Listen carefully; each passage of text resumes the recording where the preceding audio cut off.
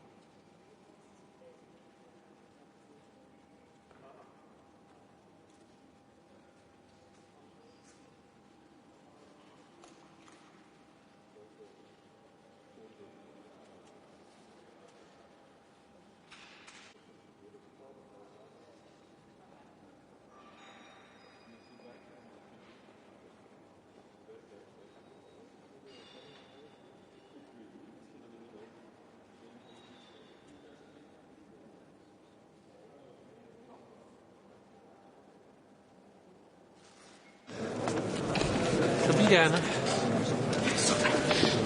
Tak. Nějaké otázky? Bude, pane ministře, že jste něco složit na část dopoledne, že chcete to nadnést s kolegy, jakou to bude? Já jsem otázku Svobodné Evropy zvedl na Radě ministrů zahraničních věcí. Nepřekvapivě ze zemí vlastně bývalého sovětského bloku se ozvaly hlasy, že bychom se té otázce měli věnovat. Tak se jí teďka můžeme věnovat v nějakém širším rámci a uvidíme, kam se posuneme. Rozhodně to není, že by byl nějaký konkrétní závěr, ani vlastně být nemůže.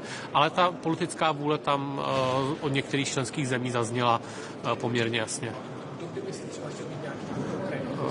Uvidíme. To všechno teďka podléhá jako nějakým dalším diskuzím. Stejně tak uvidíme, jak se bude vyvíjet situace ve Spojených státech. Ale myslím si, že je od nás odpovědné, abychom se teďka, když jako cítím určitý zájem i dalších partnerů, abychom se té otázce reálně věnovali.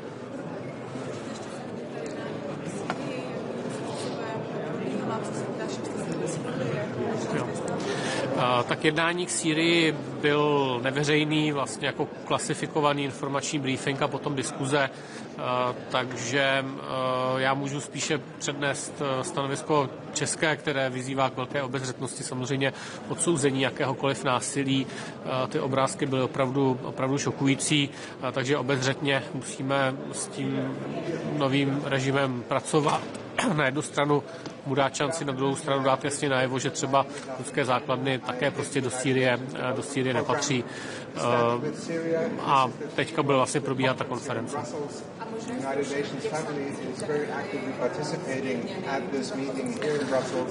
Takhle napřímo se o tom nemluví, bavíme se spíše o sankcích ve vztahu k humanitární pomoci, které byly částečně teďka uvolněny a samozřejmě to dává smysl. Can either have support and investment and yes, please. community opportunity to escape years of conflict, uncertainty and risk, or if we stand back, the risk grows. I raised the issue as an open question. Are we interested to have such a service which is so important for our neighborhood? And I got some positive replies. So this is an indication that now we should be looking for some possible solution. So nothing specific. Of course, it will depend on the American side. So this is now the stage where we are. Do you think that these three must go together? Our discussions here in Brussels today are a critical signal to send both as an international community. I think we shouldn't go further than where we really are, and there is an interest of certain states to be looking at that issue. Let's put it in this way. Tak jo, díky moc, děkuju, nashledanou.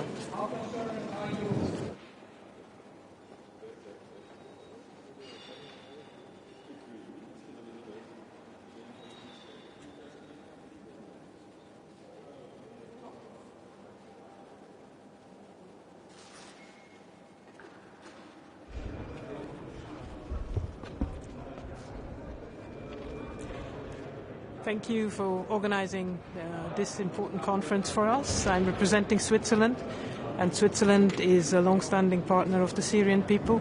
Today we will pledge close to 70 million Swiss francs for the Syrians that returned, for the Syrians that have stayed, and to make sure that the country can become prosperous and we keep the hope without leaving behind every of our concerns. So we encourage respect of international law, respect of international humanitarian law, and Switzerland will be a partner. We have an office in Damascus, and we will be a partner in the region for the years and the decades to come. Thank you very much.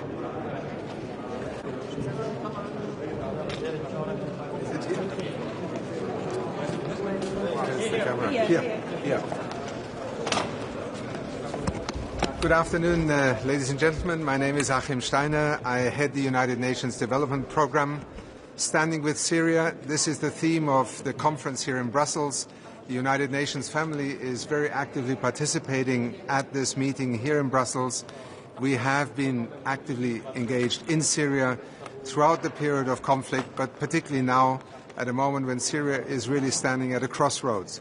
It can either have, with the support and investment and engagement of the international community, an opportunity to escape years of conflict, uncertainty and risk, or if we stand back, the risk grows of even greater uncertainty and despair.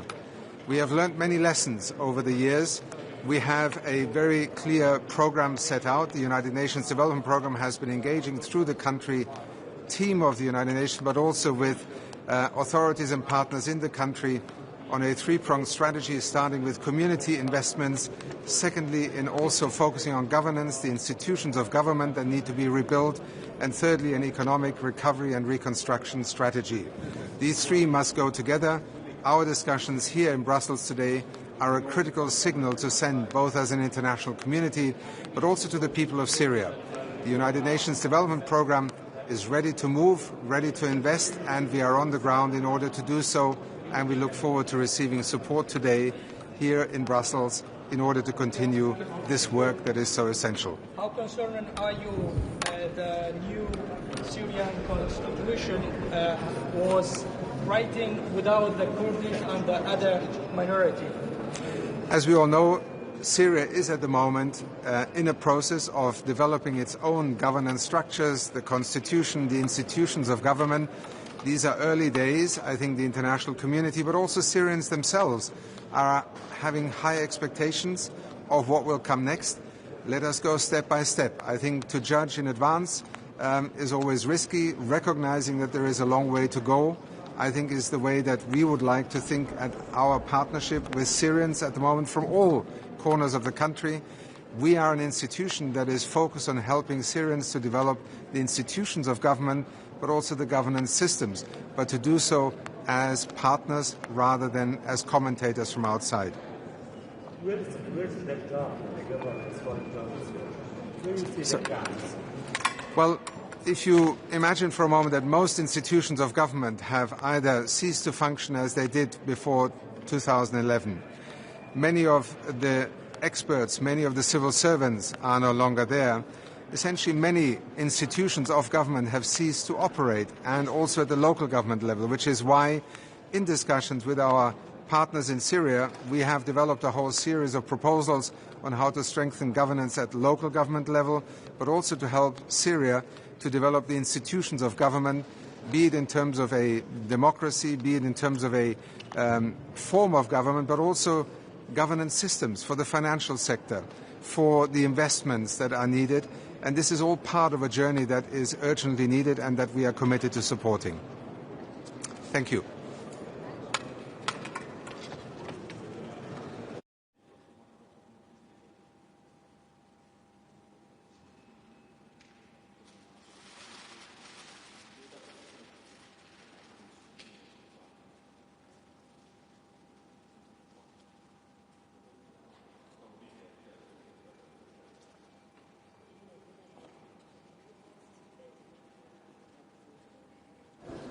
Lep pozdrav. Torej, danes smo pravkar zaključili svet za zunanje zadeve, na katerem smo obravnavali nekaj točk. Na začetku smo največ časa posvetili Ukrajini in kar se Ukrajine tiče, je bila nekako vzdušje v dvorani, je šlo v tej smeri, da je Ukrajini seveda treba pomagati. Upamo seveda, da bo prišlo do pogajanj o primirju in do potem tudi mirovnih pogajanj. In Ukrajini seveda treba pomagati v naslednjih tednih, mesecih, da do teh pogajanj pride v čim boljšem stanju, se pravi, da tudi iz teh pogajanj potem čim več iztrži. Kar se tiče Bližnjega vzhoda, smo izrazili predvsem zaskrbljenost nad humanitarnim stanjem. Belgijska komisarka je potrdila, da kar se tiče humanitarne pomoči, ta v Gazu trenutno v Gazu pač ne more v tem trenutku. In Slovenija seveda, kar se tega tiče, tudi izrazila, da je treba to spremeniti in omogočiti dostop humanitarne pomoči. Potem smo imeli pa še 3 zaprte razprave, in sicer o Siriji, o Iranu in o odnosih med Evropsko unijo in Združenimi državami Amerike. Zdaj pod točko razno je Avstrija dala tudi pobudo, da bi na naslednjem svetu za zunanje zadeve spregovorili o Zahodnem Balkanu, in Slovenija je to tudi podprla. Glede Ukrajine me zanima, je dala Kallasova predlog svoj na mizo vam v razpravo in ali je Slovenija ta predlog podprla? Kallasova je predstavila obrise tega predloga. V bistvu ni bilo še dovolj elementov predstavljenih, da bi se ministri glede tega lahko opredeljevali. Tako da glede detajlov predloga o tem nismo govorili. Slovenija podpira razpravo o tem, da se Ukrajini pomaga. Tudi smo pripravljeni razmisliti o tem, da bi bil en tak skupni mehanizem, ampak glede detajlov in glede pogajanja bo priložnost v naslednjih dneh, predvsem pa tudi na Evropskem svetu, ki bo potekal v četrtek. Kako pa bi lahko Slovenija še pomagala vojaško, predvsem zdaj govorimo predvsem o vojaški pomoči Ukrajini? Slovenija pomaga, kot veste, od začetka vojne redno. Vlada sprejema pakete vojaške pomoči. Te podatki so pač označeni kot zaupni, tako da o njih v javnosti ne razpravljamo, in Slovenija bo pač pomagala na podoben način kot do sedaj. Je pripravljena dati Slovenija potem dodatni denar v letošnjem letu za pomoč Ukrajini? Zagotovo smo pripravljeni o tem razmisliti, ampak odločitve pa še niso bile o tem sprejete. Te številke, ki se pravljajo, nekaj 20 milijard, mora biti 40 milijard, pač tudi v tem dokumentu. Je to neka realen okvir ali da nekaj držav ne namerava sodelovati, mogoče pretirano, nekaj za Slovenijo zdaj lahko znašalo 100 milijonov. Zdaj, logika teh številk je nekako taka, da je Evropska unija v lanskem letu namenila približno 20 milijard, dodatno tudi Združene države Amerike, tako da teh 20 milijard, ki se omenja, je približno ekvivalent temu, kar je Evropska unija namenila v lanskem letu. In potem je ideja še to, da bi se nadomestilo tudi morebitni izpad ameriške pomoči.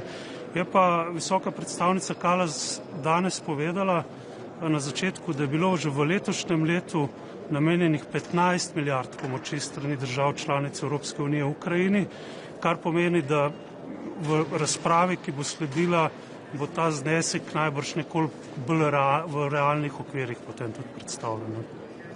Glede Srbije, veliko je Sloveniji govora, skupini novinarjev, tudi slovenska ekipa je bila med njimi, so v Srbiji zavrnili stop, sklicujoč se na grožnjo, varnostno grožnjo. Se mi zdi takšno ravnanje države kandidatke, ki je na poti v EU, primerno, in mislim, da bi morala Slovenija odločne ravnanje.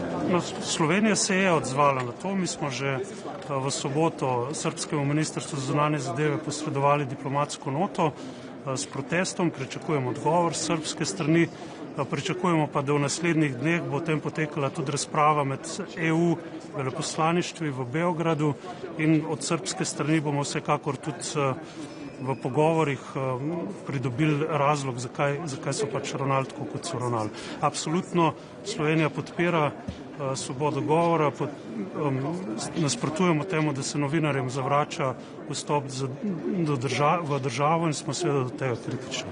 Torej še niste dobili odgovora srbske oblasti? Ne, noto smo posredovali v soboto, tako da vsaj običajno, vsaj neki dni ali pa teden, dva traja običajno, da se tak odgovor potem prejme tudi po diplomatski poti. Kot pa sem rekel, bomo poskušali odgovore dobiti tudi v pogovoru za srbsko stranjo. Najbolj temi odločnimi oziroma iskrenimi podporniki srpske poti v Evropsko unijo, ta klaster 3 se takrat omenjalo februarja, marca, da bi ga potem na koncu vendarle odprli. Ali se vam zdi realno, da pač v takšni situaciji, v kateri je danes Srbija, da se to govori še o odpiranju poglavij, ali treba že razmišljati o takšnem drugačnem odnosu do vsega? V tem trenutku imajo najbrž državljani Srbije druge prioritete, tudi ko pride do razprave o tem, kakšno Srbijo si želijo, katere reforme naj bi se v naslednjih tednih, mesecih sprejelo. Mi vztrajamo na tem, da srbska pot v Evropsko unijo omogoča sprejemanje teh reform. Seveda, če želijo vstopiti v Evropsko unijo, bojo mogli izpolniti pogoje tudi na teh področjih. In to je nekaj, s čimer jih pač moramo še naprej spodbujati, in Slovenija bo, ne samo kar se tiče Srbije, tudi glede ostalih držav na Zahodnem Balkanu, evropsko integracijo tudi nadaljevanju vedno podpirala. Mogoče samo še zadnje vprašanje, malo se bo začel ta 9. vrh iz Sirije. Greste na zasedanje s slovenskimi stališči? Ja, kar se Sirije tiče, seveda smo zaskrbljeni nad dogajanjem v zadnjih dneh. Vemo, da je prišlo do nasilja nad določenim delom populacije.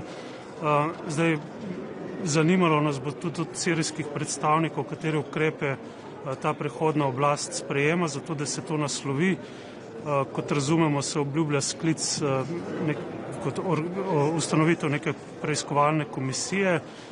Mi spodbujamo tudi k ustanovitvi mednarodne preiskovalne komisije v Siriji. Absolutno bo za prehod v pač neko novo sirijsko oblast ključno zelo natančno naslavljanje takih stvari, kot so se dogajale v preteklih dneh. Boste napovedali tudi finančno oziroma dodatno humanitarno pomoč? Slovenija je aktivna v Siriji že kar nekaj let, in sicer prek organizacije ITF, in danes bomo napovedali dodatno finančno pomoč v višini 600 000 evrov na področju razminiranja. To bo za 1 leto, za 2 leti? To je za projekt. Ja. Dobro, hvala lepa.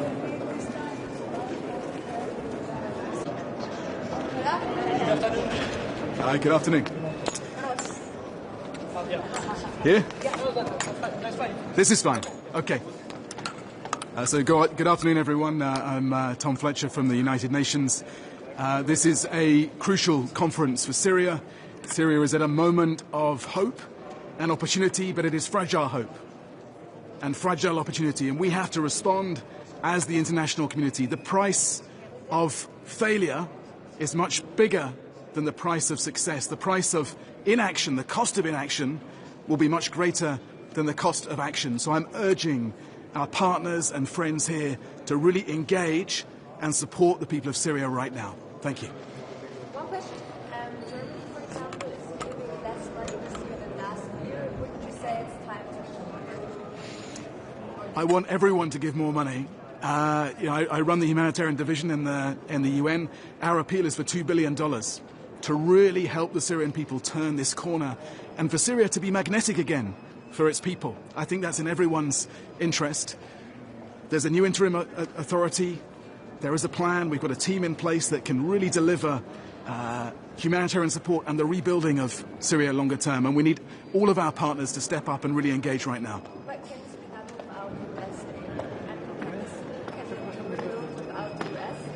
Of course, we want the US to be with us as well. The US is a crucial partner to humanitarian work globally, including in Syria. So we've got to go and make the case in Washington as well. But this is a real moment of opportunity, and we cannot miss it. Thank you.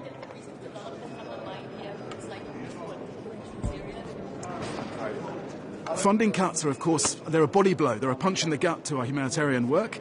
But we keep going. We keep going, and we keep trying to find hope and opportunity. And Syria could be a success story if we're there. Thank you.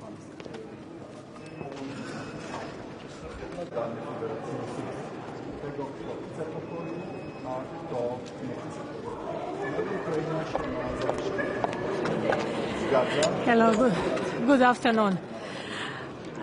This is only to say that we are just about to start Syrian pledging conference at 3 o'clock. There will be 2 sessions, one chaired by Commissioner Labib, one by myself.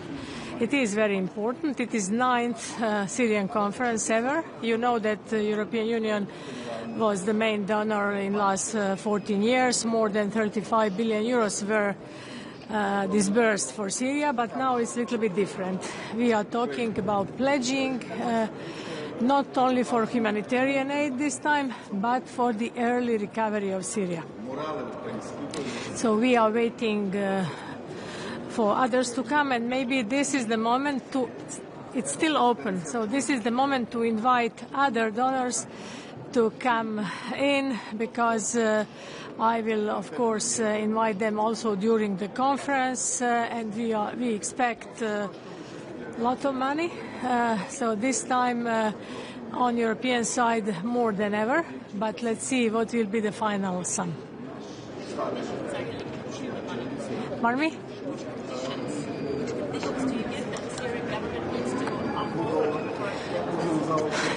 First of all, you know that we need to make the country safe and secure, and this is what we are aiming at, of course, and this is the reason why we want to start early recovery. So this is something we want this process to be Syrian-led, we want this process to be Syrian-owned, and we want also the country and the government to be inclusive, and all minorities and all Syrian people should be included. This is something what we are aware of what was going on last week, but we are looking forward to normalization of the situation and to help Syrian people. Everything is in favor of Syrian people and all the citizens of Syria. Of course, you have to trust someone. We are very cautious always, but it is, as I said, always with our final goal, which is Syrian people. We want people to live in peace, and we want people to live under normal conditions. And this is what we are trying to make. Also for others, for refugees who want to come home, we want to make country safe. But of course, this is not the moment. This is not yet achieved, so this is why we are pledging the money and trying to start early recovery, as I already said. Thank you. Thank you.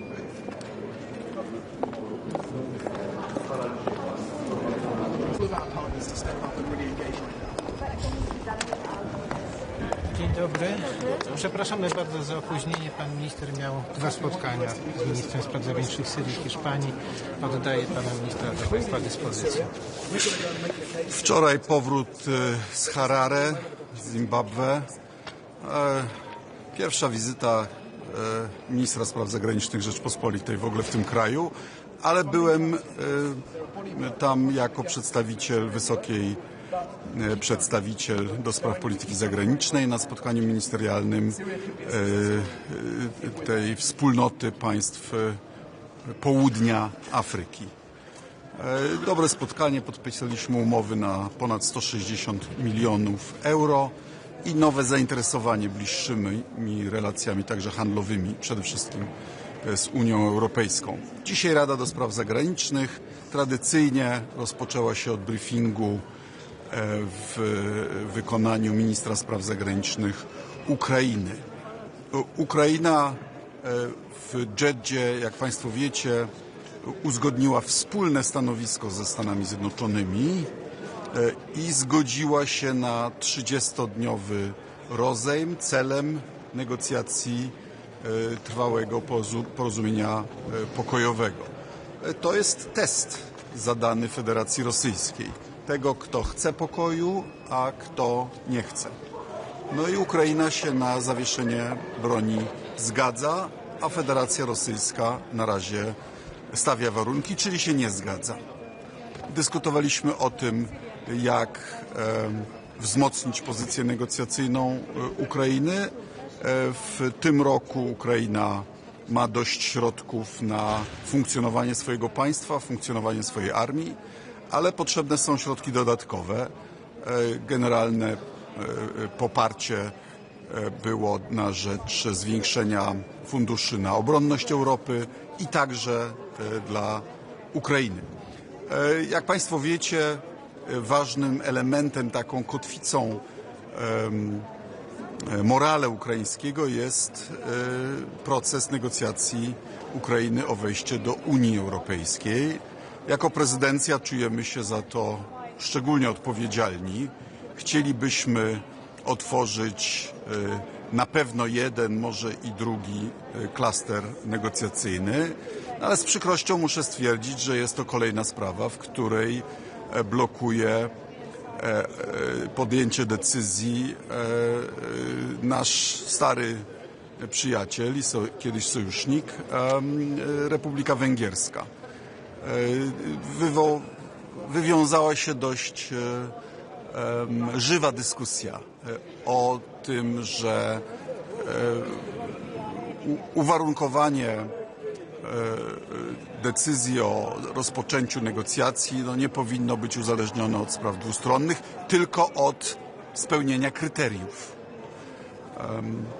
Jak Państwo wiecie, Węgry blokują też refundację środków na fundusz modernizacji polskich sił zbrojnych i szereg innych kwestii. Muszę się rytualnie zwrócić do polskiej opozycji, która utrzymuje bliskie ideologiczne kontakty z rządem i partią Viktora Orbana, żeby zechcieli coś dobrego dla Polski i dla Europy zrobić, mianowicie przekonać swoich pobratyńców ideologicznych do odblokowania tych kwestii. Tym bardziej jest to pilne, że słyszę o inicjatywie węgierskiej w partnerstwie z polską organizacją Ordo Iuris o tym, żeby w think tanku w Waszyngtonie, w Heritage Foundation, stamtąd doradzać administracji amerykańskiej o tym, jak rozmontowywać Europę. Chciałbym zapytać polską opozycję, co sądzą o tej inicjatywie, czy to służy polskim interesom, aby Unia Europejska została sparaliżowana, sprowadzona do tylko grupy wzajemnych dyskusji. Wysoka przedstawiciel wprowadziła już w tej chwili chyba nową świecką tradycję polegającą na tym, że służby wywiadowcze Unii Europejskiej briefują nas w niejawny sposób na temat ważnych kwestii. Dzisiaj mieliśmy briefingi o sytuacji w Syrii i o sytuacji w Iranie. Rozumiem, że to jest kompilacja informacji z państw członkowskich. Uważam, bardzo udana inicjatywa, która polepsza jakość dyskusji w tych sprawach. W sprawie Syrii raz jeszcze nasza dyskusja, za chwilę konferencja z udziałem Syrii. Odbyłem też dwustronne spotkanie z ministrem nowego rządu. Przedstawiłem tradycyjne polskie stanowisko o tym, że wolność religijna jest testem wolności w ogóle. Przypominam, że to Polska razem z Włochami swego czasu, wiele lat temu, za mojego poprzedniego ministrowania, przyczyniła się do tego, że monitorowanie wolności religii jest jednym z zadań europejskiej dyplomacji. Więc oczywiście, gdy dochodzi do ataków na chrześcijan, jest to dla nas sprawa ważna. Skromnie, biorąc pod uwagę dramatyczną sytuację w Syrii, dorzucimy 2 miliony euro do wysiłków humanitarnych w tamtym kraju. Komisarz do spraw handlu zbriefował nas co do spodziewanych amerykańskich działań w dziedzinie ceł. To nie jest nasza inicjatywa, to nie jest konflikt ze Stanami Zjednoczonymi, którego ktokolwiek w Unii Europejskiej sobie życzy. Ale wtedy, gdy nasze produkty będą dyskryminowane cłami, to oczywiście nie możemy być bezczynni. A przypominam, że już poprzednia administracja wprowadziła mechanizmy, które prowadzą do wysysania przemysłu z Europy na podstawie cen energii, czy nowe inicjatywy, jeśli chodzi o elektromobilność. Więc niestety Unia Europejska będzie musiała się odnieść do tych ceł. Jeszcze raz chciałbym podkreślić, my sobie tego nie życzymy. Ale znowu muszę zapytać polską opozycję, czy naprawdę chciałaby, żeby Unia Europejska była w takiej sytuacji bezradna, żeby jakikolwiek partner zagraniczny mógł na poszczególne państwa członkowskie bezkarnie nakładać cła i je w ten sposób dyskryminować. Przypominam, dziedzina handlu to jest ta jedyna dziedzina działalności Unii Europejskiej, w której Unia działa jak federacja. I dzięki temu mamy siłę negocjacyjną, która chroni naszych interesów, a strefa wolnego handlu nie miałaby takiej mocy negocjacyjnej. Dziękuję. Czy jeszcze czeka nas konferencja w sprawie Syrii, ale były także na agendzie Bałkany Zachodnie, no i Iran. Iran jest krajem na granicy uzyskania broni atomowej. Unia kiedyś była sceptyczna co do polskiego planu pozwolenia Stanom Zjednoczonym zbudowania bazy obrony przeciwrakietowej. Przypomnę, że Barack Obama za to właśnie dostał Nagrodę Nobla. Tymczasem to, że dzisiaj polska baza, amerykańska baza w Polsce jest już operacyjna, druga taka jest w Rumunii, tak zwany Aegis on Shore, oznacza, że przynajmniej część irańskich hipotetycznych rakiet można strącić i niebo nad Europą chronić. Chwileczkę, po kolei. Po kolei. Czego się pan spodziewał po rozmowie prezydenta Trumpa? No, prezydent Trump obiecał zażegnać ten konflikt w 24 godziny. Wiedzieliśmy, że nie będzie tak łatwo. Życzymy powodzenia, to znaczy przekonania Władimira Putina do rezygnacji z niektórych absurdalnych postulatów, takich jak chociażby przejęcie kontroli nad całą Ukrainą, czy demilitaryzacja Ukrainy, czy podbicie jeszcze dodatkowych terytoriów. No, jego sukces będziemy mierzyli miarą jakości tego pokoju, oby nastąpił. Telewizja Polska. Panie ministrze, Litwa dzisiaj poinformowała, że za podpaleniami spektra w Wilnie i hali targowej w Warszawie stała Rosja. No jest to oburzające, ale niestety chyba nikogo specjalnie nie dziwi. Bo przypomnę, wojna hybrydowa to nie jest tylko blokowanie stron internetowych. To są działania dezinformacyjne, to są działania szpiegowskie, to jest ingerencja w procesy demokratyczne i to są także akty sabotażu. Wiemy, że mieliśmy taki akt sabotażu we Wrocławiu. Winny przyznał się i siedzi. Mamy inne podejrzane podpalenia, co do których niektórzy sprawcy już są w rękach wymiaru sprawiedliwości i myślę, że ta litewska informacja powinna być potraktowana poważnie, oczywiście zweryfikowana także przez naszą prokuraturę. I przypominam, że wtedy, gdy przyznał się winny próby podpalenia we Wrocławiu, zamknąłem konsulat rosyjski w Poznaniu. Ograniczyłem też możliwość poruszania się po Polsce rosyjskich dyplomatów, tak aby szpiegowanie czy prowadzenie agentów było utrudnione. Zresztą dzisiaj była o tym mowa. Niezmiennie, kolejny raz poparłem inicjatywę czeską, żeby mianowicie rosyjscy dyplomaci mogli podróżować tylko po kraju, w którym są akredytowani, a nie po całej strefie Schengen. Rosja, mówiąc o pokoju, robi nadal to, co robi, uświadamiając tym wszystkim, że Putin jest człowiekiem, który rzucił wyzwanie całej Europie i że wojna w Ukrainie to nie jest tylko kwestia Ukrainy, to jest kwestia całej Europy. Polskie Radio, proszę. Wygląda na to, że Stany Zjednoczone chcą wycofać się z grupy, która współpracuje z Eurojustem, m.in. z prokuratorami z Polski w sprawie badania zbrodni rosyjskich na Ukrainie. Jakby pan to skomentował? I jaki był odbiór pakietu wojskowego dla Ukrainy do 40 miliardów euro proplanowany przez Kaję Kallas?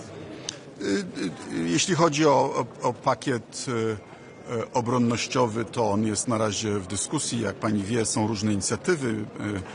Polska, nasza Rada Ministrów wstępnie poparła pomysł banku na rzecz dozbrojenia. Są też inicjatywy międzyrządowe, taka jak inicjatywa czeska, do której Polska wpłaciła swoje środki. Odchodząca minister spraw zagranicznych Niemiec poinformowała, że jutro Niemcy dokonają najbardziej znaczącej zmiany konstytucji od wielu lat, podnosząc pułap zadłużenia. Wspomniała, o ile pamięć nie myli, o 500 miliardach na obronność i 500 miliardach na inwestycje, czyli już mówimy o naprawdę masywnych pieniądzach. Ja w swojej wypowiedzi przekonywałem, że powinniśmy planować wspieranie Ukrainy w średnim okresie, to znaczy na przyszły rok i kolejne, bo dopiero wtedy Putin spuści z tonu, gdy będzie widział, że my nie tracimy cierpliwości, że to jest dla nas sprawa, której nie odpuścimy. Z kwestii prokuratorskiej nie znam, musiałbym spytać Ministerstwo Sprawiedliwości, żeby komentować, ale Polska jest na stanowisku, że Trybunał do Spraw Zbrodni Rosyjskich w Ukrainie, jest nawet formuła, on ma bodajże być częścią systemu Rady Europy bodajże. I my uważamy, że on powinien powstać, że takie zbrodnie nie powinny być bezkarne. A przypominam, że częścią tego stanowiska ukraińsko-amerykańskiego z Jeddy jest to, że skradzione ukraińskie dzieci powinny być przywrócone na łono ojczyzny. Przypominam, że to jest to, za co Władimir Putin jest ścigany przez Międzynarodowy Trybunał Karny. Chciałbym nawiązać do Pana słów o kontaktach polskiej opozycji z politykami europejskimi i zapytać o kontakty byłego polskiego premiera Mateusza Morawieckiego, który popiera George'a Simiona jako kandydata na prezydenta Rumunii. No, tradycyjnie wśród krajów sojuszniczych, zaprzyjaźnionych i w ogóle generalnie nie jest dobrym zwyczajem ingerowanie takie publiczne w procesy polityczne w innych krajach. Spotykanie się z opozycją jak najbardziej, bo nigdy nie wiadomo, kiedy opozycja nie stanie się rządem, ale publiczne wskazywanie swoich faworytów w innych krajach jest ryzykowne i niedyplomatyczne. Excuse me, can I ask you a question in English? Sure. What should we expect from the phone call between Trump and Putin tomorrow, and what should be the message from the EU before this call? Well, this is an unjust, aggressive war. President Putin has no business keeping his soldiers in Ukraine. He could finish this war in 5 minutes by just withdrawing them. I hope President Trump turns out to be the deal maker that many people think he is and gets a good deal for Ukraine. And we wish him luck. Another question in English. Louder a little bit.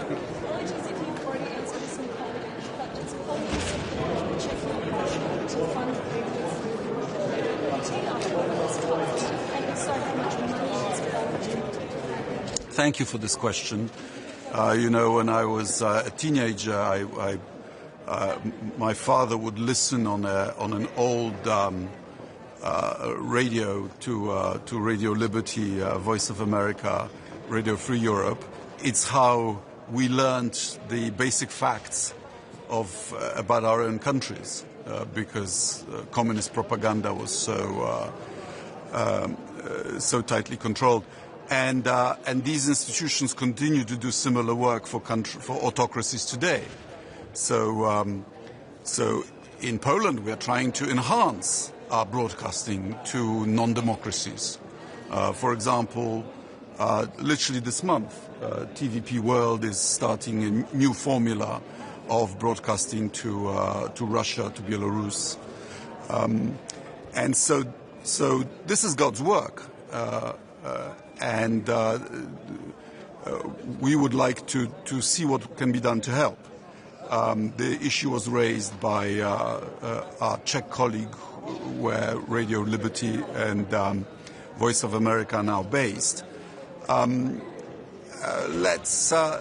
we will take a look at what can be done. So one avenue would be to, and I talked about it, would be to multiply the budget of the European Endowment for Democracy. But Minister Lipavsky even talked about buying the two outfits. We are at the stage of brainstorming, but clearly these are worthy institutions whose mission should continue. Last question. Uczyłem się historii Polski, w ogóle dowiadywałem się, co się w Polsce dzieje, słuchając Radia Wolna Europa i Głosu Ameryki. Ojciec miał starą lampową stolicę, a ściany w naszym mieszkaniu w bloku były cienkie, więc się słyszało i w ten sposób zostałem antykomunistą. Więc wręcz czuję taką osobistą wdzięczność wobec tych instytucji. No, to jest nagła decyzja. My uważamy, że misja tych instytucji jest ważniejsza niż kiedykolwiek. W Polsce staramy się to robić. Dzisiaj podniósł to minister Czech. Wsparłem go. Moglibyśmy na przykład zwielokrotnić budżet Europejskiej Fundacji na Rzecz Demokracji. Przypomnę, instytucja stworzona dzięki polskiej inicjatywie za poprzedniej polskiej prezydencji. Uważamy, że misja tych instytucji powinna być kontynuowana. Ostatnie pytanie już, proszę bardzo. Ja jeszcze chciał wrócić do rozmowy z Trumpa z Putinem.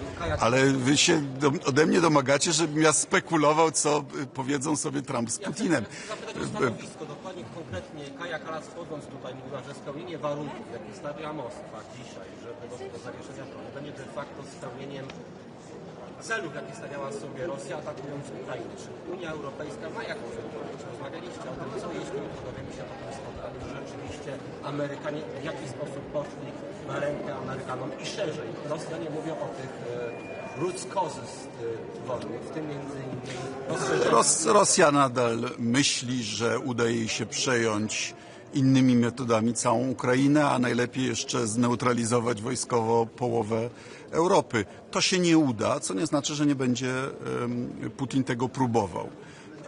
Mamy test. Jedna strona, i to ofiara, napadnięta, godzi się na zawieszenie broni na 30 dni celem uruchomienia prawdziwych negocjacji pokojowych. Jak ktoś chce mieć prawdziwe negocjacje pokojowe, to się na to nie zgadza. Rosja stawia warunki, czyli się nie zgadza. Mamy jasność, kto chce pokoju, a kto chce wojny. Szanowni Państwo, musimy kończyć. Dziękuję bardzo. Do zobaczenia. Do widzenia. Do widzenia.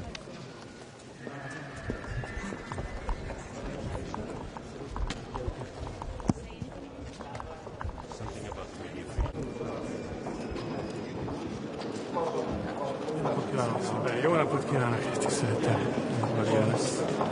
Szíriai konferenciák között, amit a Magyarország felajánlásokat tett, jelentős kezdeményezésekkel segítette az országot. Ma milyen bejelentése, milyen összegű bejelentése számíthat a miniszter? Valóban 9. alkalommal rendezi meg az EU a Szíria donor konferenciáját. Ez egy olyan magas szintű konferencia, ahol Európai Uniós tagállamoknak a vezető képviselői, a közel-keleti térség országai, nemzetközi segélyszervezetek gyűlnek össze és tanácskoznak azzal kapcsolatban, hogy hogyan lehet megsegíteni a szíriai embereket, hogyan lehet a válságot mérsékelni, van-e lehetőség újjáépítésre. És a magyar részvétel ezeken a konferenciákon az elmúlt években nagyon következetes volt. Egyrészt, amit a politika és a diplomácia területén el lehet érni, azt mindent meg kell tenni Szíria stabilitásáért. Ez a stabilitás, ez több dolognak is az előfeltétele. Egyrészt az európai biztonsági környezetnek a javulásának a feltétele. Most egy olyan időszakban, amikor Európán belül zajlik egy konfliktus, de ugyanakkor a közel-kelet részéről még mindig nagy migrációs nyomás veszélyezteti Európa biztonságát. Másrészt Szíria stabilitása az feltétele a migránsoknak a hazatérésének. Az az álláspontunk, és ezt az álláspontot fogom kifejezni ma is, hogy egyrészt az átmeneti új szíriai vezetések, másrészt pedig az Európai Uniónak, minden nemzetközi szereplőnek mindent meg kell tennie azért, hogy Szíriában olyan körülmények lehessenek, hogy Európából és a világ más tájairól visszatérhessenek a menekültek és migránsok Szíriába. Mert a jelenlétük az egyrészt senkinek nem jó, maguknak a migránsoknak sem, másrészt pedig mind a környező országokra nagyon nagy terhet rónak, másrészt pedig az Európai Unió területén is biztonsági és más társadalmi kockázatot jelentenek. És még egy nagyon fontos dolognak feltétele a stabilitás. Magyarország kezdetektől kezdve zászlóvivője volt a szíriai keresztények ügyének. Így volt ez, amikor az iszlám állam alatt terrortámadásokat, üldöztetést szenvedtek el, és így van ez most is, amikor különböző veszélyekkel néznek szembe a szíriai keresztények, a helyzetük bizonytalan. Rengeteget szenvedtek a szíriai keresztények, míg a válság elején a lélekszámuk több mint 2 millió fő volt, addigra ma már ez a szám a 500 000 közelíti felülről, még de töredékére zsugorodott ez a közösség. Itt ezen a konferencián is, ahol első alkalommal évek után szíriai de facto hatóságok részéről képviseletet fognak ellátni, itt is egyértelműen hangsúlyozzuk, hogy Magyarország elvárja minden szír és minden nemzetközi szereplőtől, hogy tegyenek meg mindent azért, hogy Szíriában a vallási kisebbségek, közösség, közöttük az üldözött keresztények biztonságot kapjanak, nyerjenek, hogy a szíriai keresztényeknek az emberi jogait és a fizikai biztonságát garantálják. Erre most nagyon nagy szükség van, hiszen a múlt héten a kormányhoz közel álló iszlamista fegyveresek vérengzést hajtottak végre az alavita közösség körében, de közöttük legalább egy tucatnyi keresztény embert is megöltek. Ez a magyar álláspont. Megköveteljük azt, hogy szíriai átmeneti hatalom az biztosítsa a vallási kisebbségeknek a jogait. A magyar részvétel a Szíria donor konferenciákon abban is következetes, hogy nem csak szóban támogatjuk a háborúktól, konfliktusoktól sokat szenvedett szíriai embereket, közöttük a keresztényeket, hanem konkrét támogatásokkal is. A Magyarország kormánya az elmúlt 7 évben a Hungary Helps programon keresztül 28 millió euróval támogatta mind az üldözött keresztényeket, mind a keresztény intézményeken keresztül a szíriai embereket. A mostani donor konferencián pedig bejelentettem a magyar kormány részéről, hogy 4,6 millió euróval támogatjuk Szíriában a keresztény társadalmi missziókat, humanitárius programokat, egy szír ortodox iskolának és ítéleti központnak a felépítését, valamint támogatjuk a Szíriát környező országokban a menekülteknek, a migránsoknak az ellátását, abban a reményben, hogy minél előbb visszatérhetnek az országokba. Mely országok érintettek például ebben az utolsó támogatásban, és hogy ez segíti-e vajon majd a visszatérésüket? Szíriában kb. 11 millió embernek kellett a lakhelyét elhagynia, jelentős részük külföldre menekült, egy idő után inkább vándorlásról lehet beszélni, és az olyan országokban, mint például Jordánia, Libanon vagy éppen Törökország nagyon nagy terhet jelentenek. Libanonban, ahol a Hungary Health program számos támogatásra próbál enyhíteni a helyzeten, a 4 millió libanoni ember mellett több mint 1,5 millió szíriai menekült és migráns tartózkodik. Ez nagyon nagy terhet jelent az országra, nem csak a szenvedő szír emberekkel, közöttük a keresztényekkel vagyunk szolidárisak, hanem azokkal a környező országokkal, akik nem bírják ezt a terhet viselni. Tavalyi konferencia kapcsán említette, hogy az uniós elnökség magyar uniós elnökség egyik célkitűzése lesz a helyben segítés elvének uniós promotálása. Ezen a téren sikerült-e valamilyen eredményt elérni,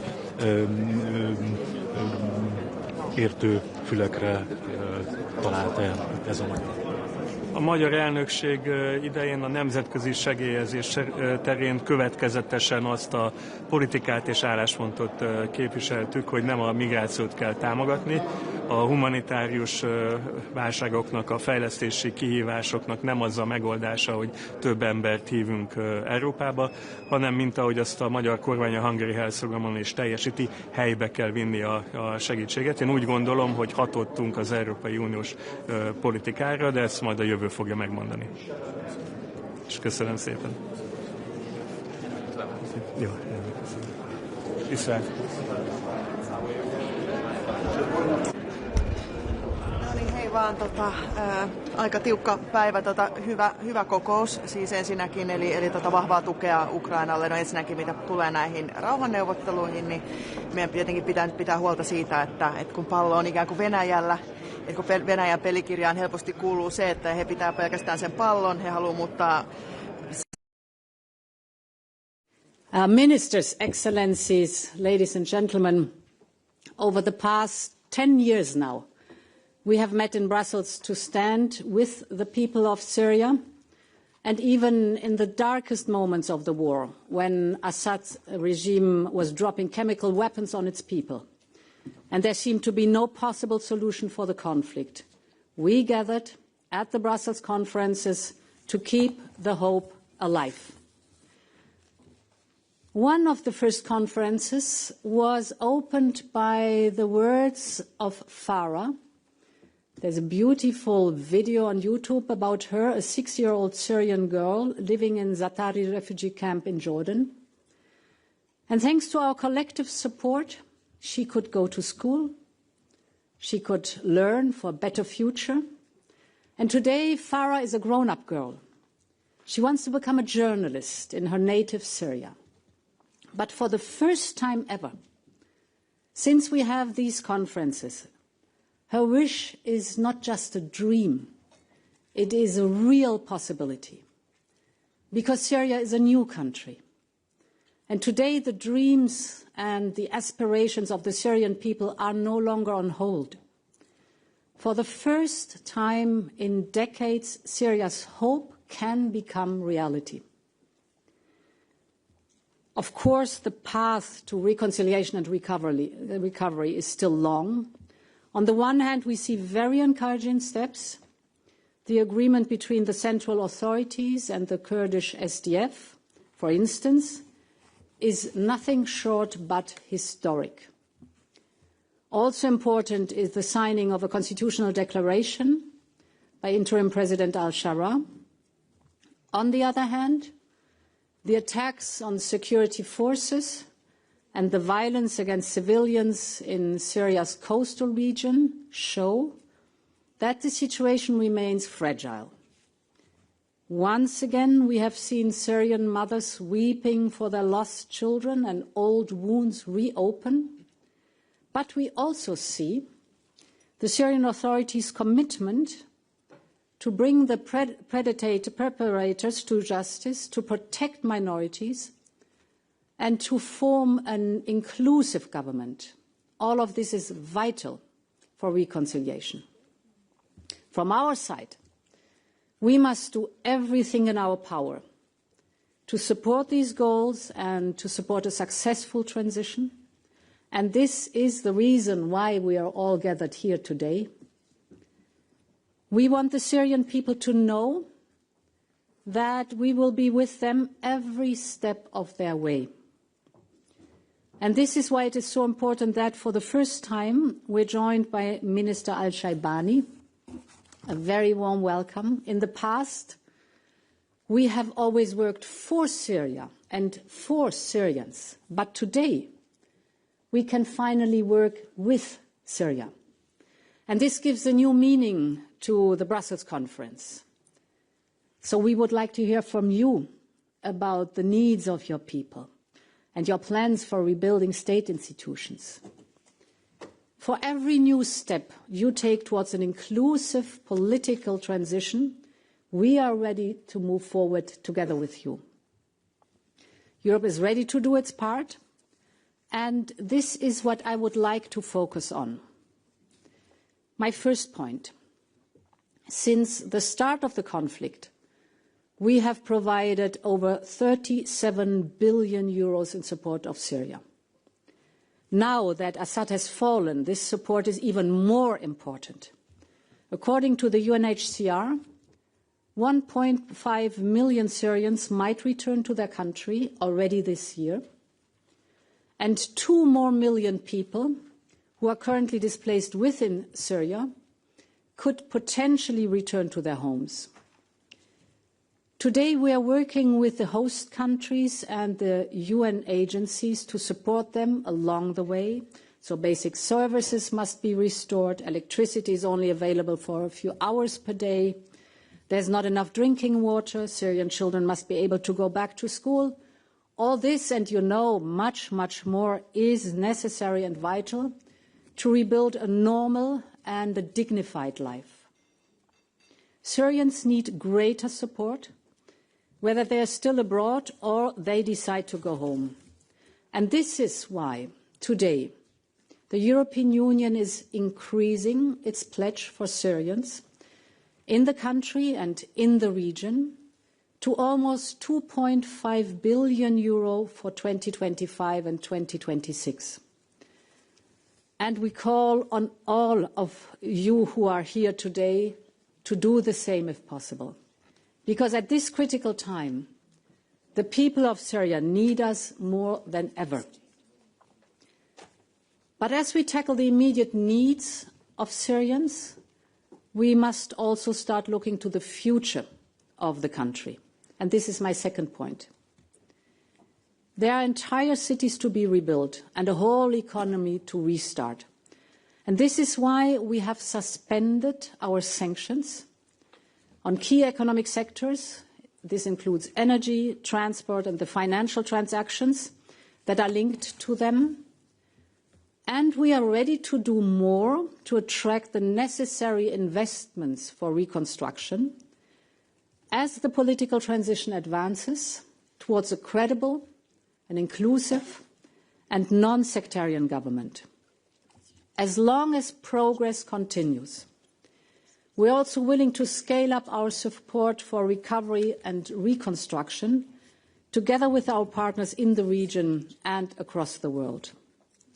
Syria used to be one of the economic powerhouses of the Middle East, and we want to be partner for recovery and growth of a new Syria.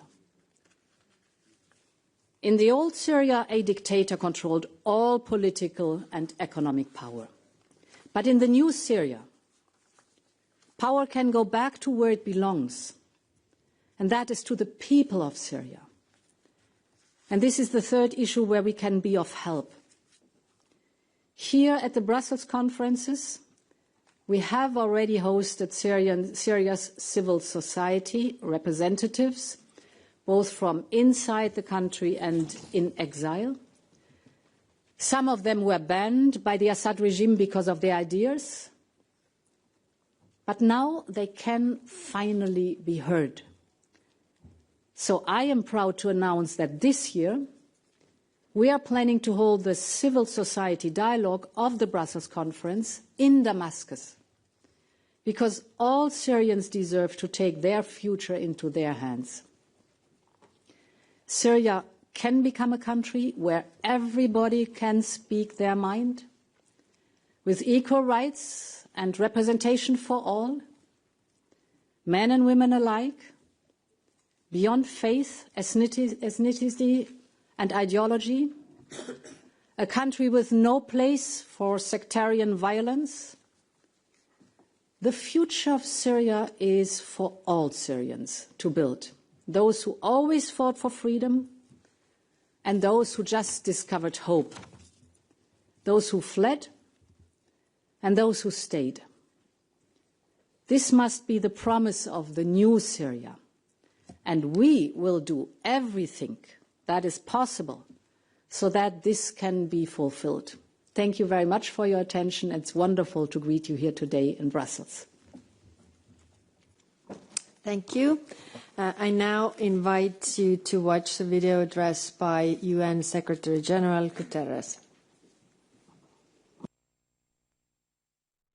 Excellencies, distinguished guests, I thank the European Union for hosting this conference. This is a watershed moment for Syria. Syrians are on the threshold of a historic opportunity to realize their aspirations for a peaceful, prosperous and inclusive future. But the road ahead is a rocky one. After 14 years of war, Syria's economy has lost out on an estimated $800 billion in GDP. Infrastructure for critical services has been devastated, and millions of Syria, inside and outside Syria, continue to need massive levels of support for food, shelter, basic services and livelihoods. This includes the thousands of Syrians who have returned since December, and includes the 5 million Syrian refugees in neighboring countries who are deciding their next step. In all, over 2/3 of the population require humanitarian assistance, making Syria one of the largest humanitarian crises in the world. But funding for the humanitarian response continues to fall short. The international community must move with urgency to invest in Syria's future by expanding humanitarian support and reconsidering any cuts to funding at this critical time, by investing in Syria's recovery, including addressing sanctions and other restrictions, and by supporting efforts to ensure an orderly and inclusive political transition, along with the creation of institutions that serve, reflect and protect all Syrians. The future of Syria is a matter for Syrians to determine, and my special envoy is working with them to help shape that future. The United Nations remains committed to help Syrians build a country where reconciliation, justice, freedom and prosperity are shared realities for all. This is the path to sustainable peace in Syria, a Syria for all Syrians, a prosperous and thriving Syria, a Syria finally at peace. Let's work together to help the people of Syria as they take these momentous next steps in their journey towards a free, prosperous and peaceful future. Thank you very much. Excellencies, distinguished guests, today we open a new chapter for Syria. Syria faces a colossal transition, and there are inevitable challenges with this. The transition is highly complex. Socio-economic distress, insecurity, political challenges are all interconnected.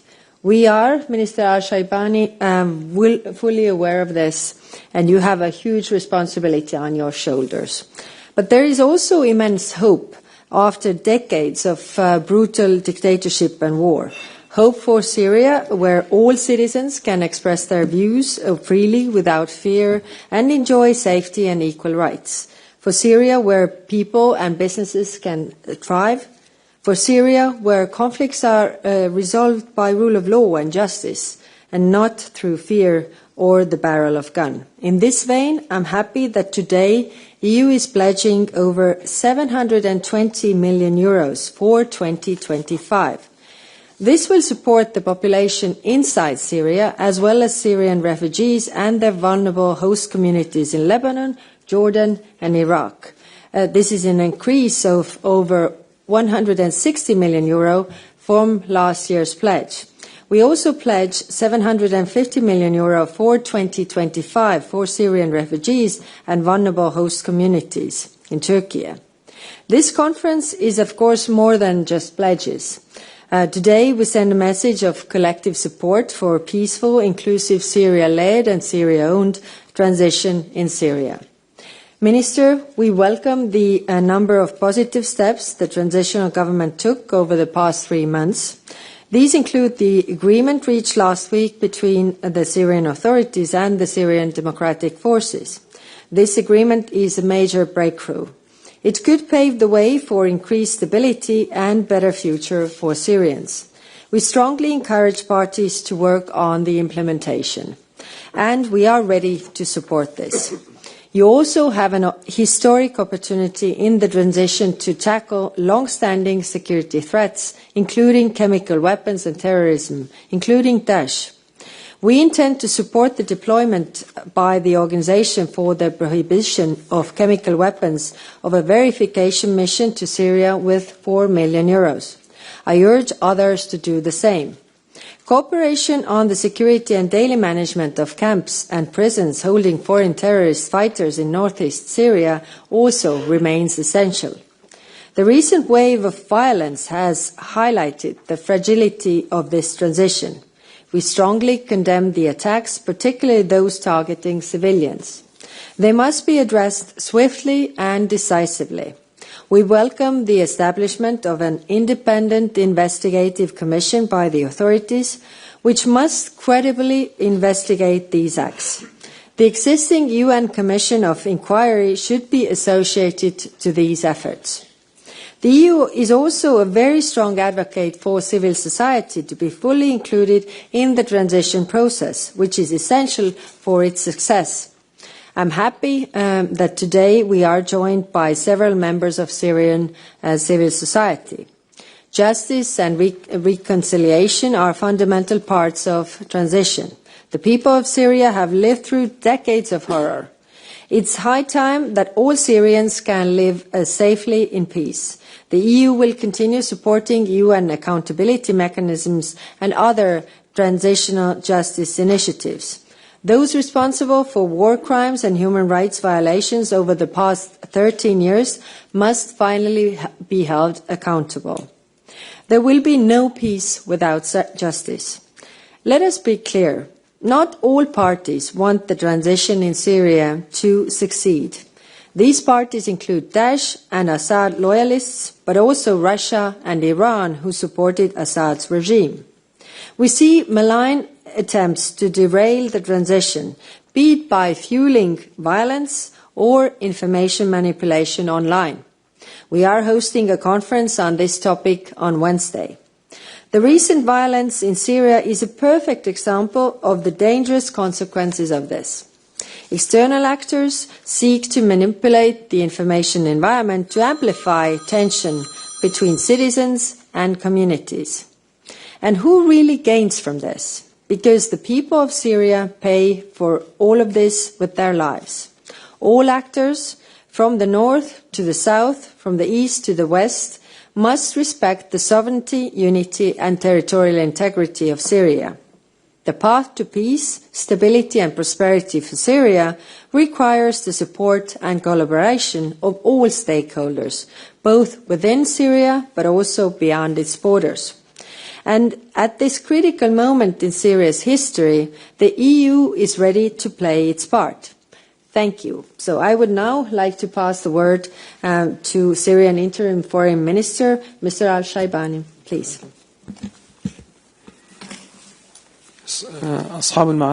أصحاب المعالي والسعادة، السيدات والسادة، ممثلي الدول، السادة الوزراء والمنظمات الدولية الكرام.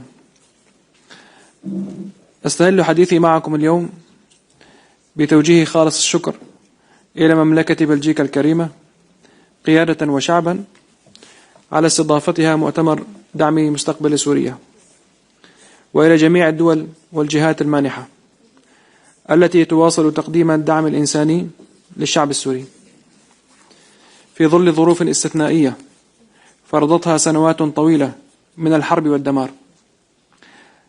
لقد احتفل الشعب السوري بخلاصه من نظام الأسد، لكن المعاناة لا تزال مستمرة نتيجة الإرث الثقيل الذي خلفه النظام البائد لشعبنا السوري.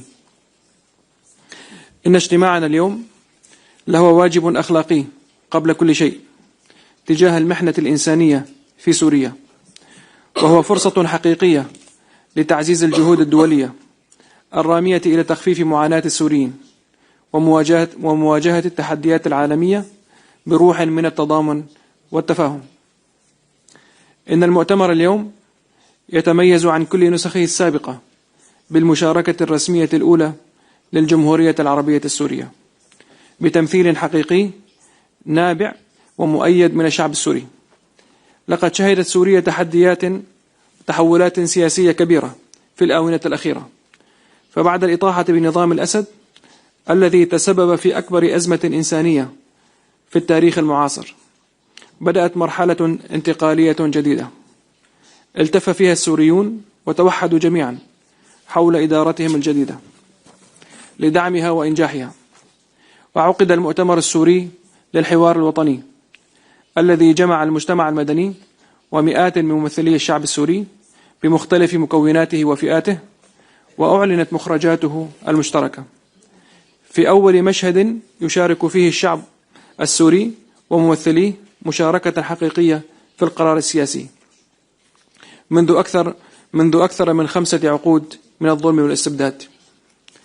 كما بدأت الحكومة الجديدة منذ اليوم الأول وفي تنفيذ الإصلاحات الداخلية في مؤسسات الدولة السورية لمكافحة الفساد وتحسين الشفافية الحكومية، مع الالتزام الكامل بتعزيز المصالحة الوطنية بين جميع أبناء الشعب السوري، وتجاوز الانقسامات الطائفية والإثنية، وحماية حقوق الإنسان وحقوق المرأة.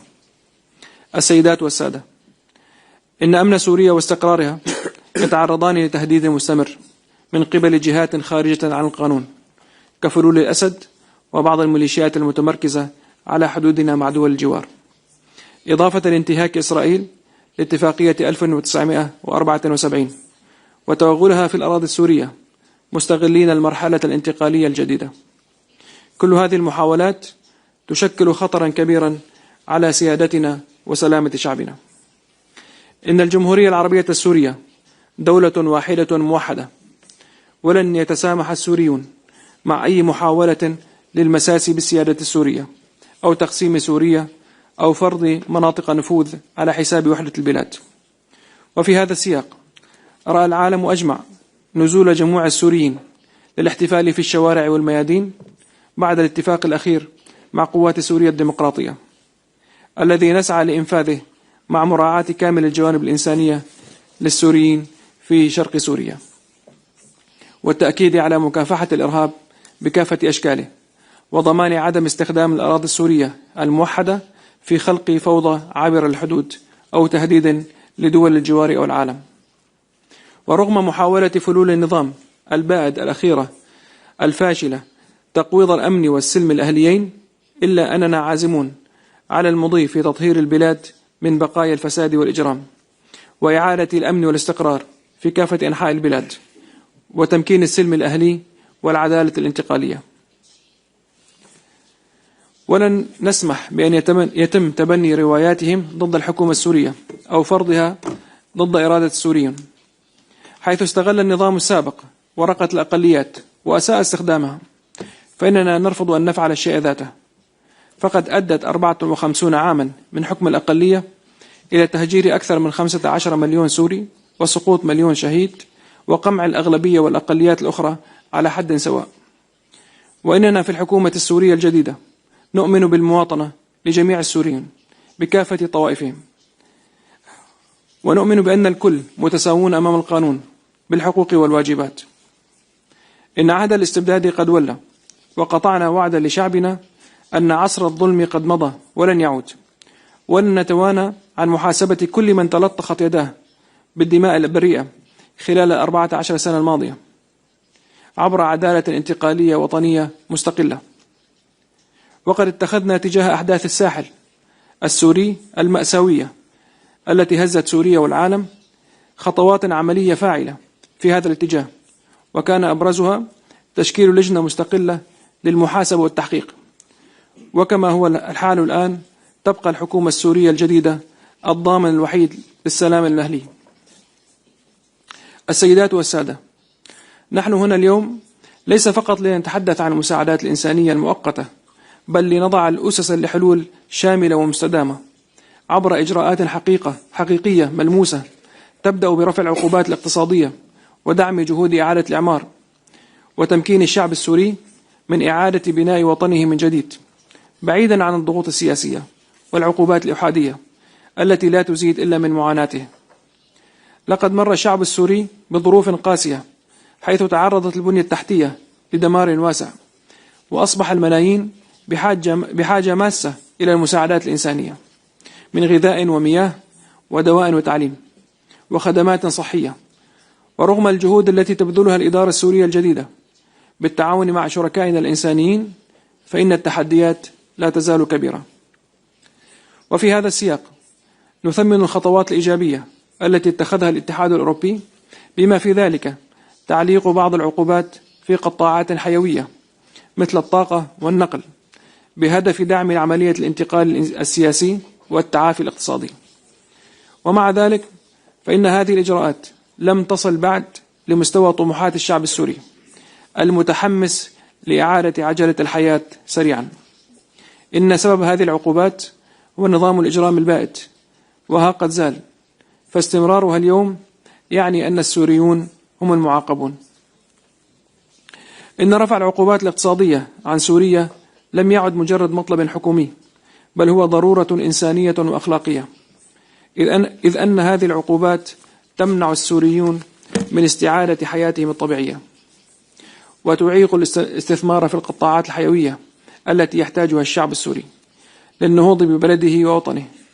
فلا يمكن أن نتحدث عن التعافي الاقتصادي والتنمية الإنسانية في سوريا بينما لا تزال القيود المفروضة تمنع حتى وصول المعدات الطبية وقطع الغيار لإصلاح المستشفيات والمرافق الخدمية الأساسية المتضررة. السيدات والسادة، إن الخطوات التي نتخذها نحو نهضة سوريا ينبغي أن تتوافق مع تطلعات شعبنا الذي لا يزال يعيش في المخيمات حتى الآن وفي البلدات المدمرة والمدن المنكوبة. إن إعادة أعمار سوريا التي هدمها نظام الإجرام البائد ليست مسؤولية وطنية فقط، بل هي مسؤولية دولية أيضا. فاستقرار سوريا ينعكس إيجابيا على استقرار المنطقة والعالم.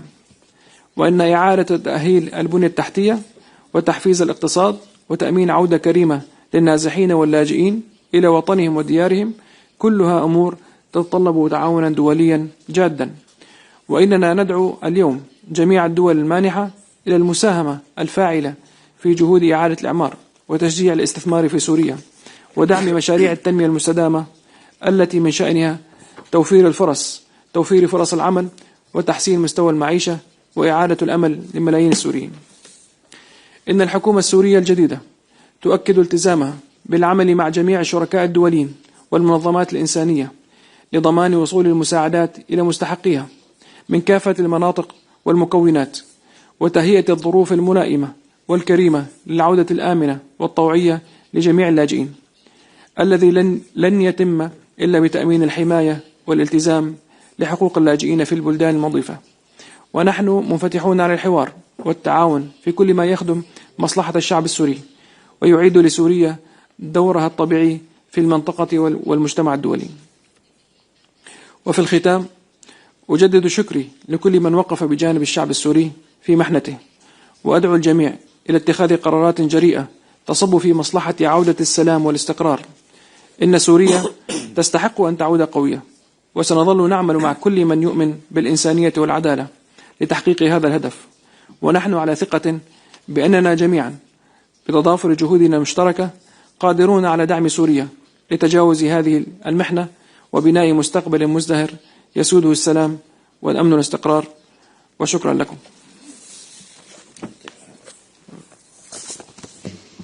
Thank you very much. And now we'll pass the floor to Mr. Safadi from Jordan, please. Bismillah ar-Rahman ar-Rahim. Madam President, Mrs. Leyen, my dear friend, High Representative, dear Kaya, dear friends. And let me start by again recognizing our colleague, the Foreign Minister of Syria, who's here for the first time in a very important sign of the changing times that our region is going through. So again, I join my colleagues in welcoming you here, Asaad. Dear friends, all through the years of the Syrian crisis, Europe stood by the Syrian people. The Brussels conference has been a steady and effective European commitment to the Syrian people, helping meet the needs of millions of refugees. This commitment continues. As the Syrian people embark on a new path towards rebuilding their country and their lives, Europe is again taking the lead in offering support. Thank you. The Syrian people deserve to live in peace and dignity after decades of suffering. International help is key as they grapple with the legacy of one of the darkest chapters in their history and begin the rebuilding process. A stable and safe Syria is in the interest of all, in the region and beyond. Therefore, it is imperative that international support flows quickly and steadily. Sanctions must be lifted, and early recovery projects are essential at this point. Support must focus on key sectors that meet the needs of the Syrian people and keep institutions running. Investment in energy, housing, health and medical sectors, among others, must be a priority.